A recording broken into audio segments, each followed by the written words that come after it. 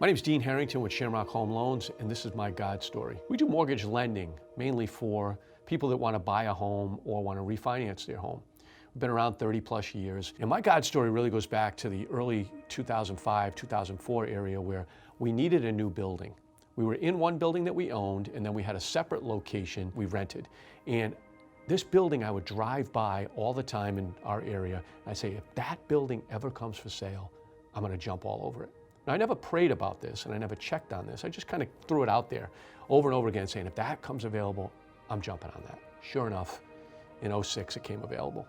We entered into contract in late 06 after some negotiation points and processes, and we're going to spend a little bit more than $2 million. Very excited. This is a cool project. It was something that really had met all our needs, and again, it was on my wish list. It was on my bucket list. So we get to the point where they're doing the inspections on the building in the late winter of 06, and the building fails the roof inspection.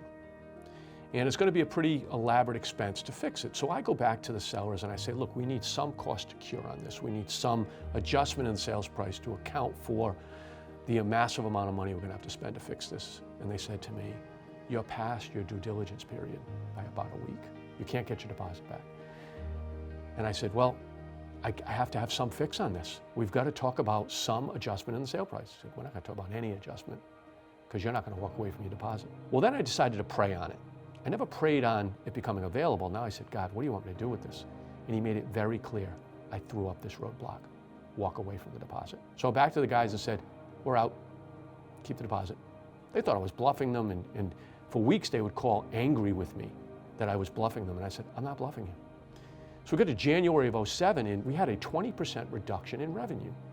Now, we had not seen a reduction in any month's revenue in 7 years, and 20% was pretty big. By July of 07, we were at an 80% reduction. We were almost out of business, as most of our industry was. You see, the housing crisis hit in the mortgage industry about a year earlier than that. 2/3 of the companies in our industry went out of business. Had we owned that building, we would have been part of that 2/3 that went out.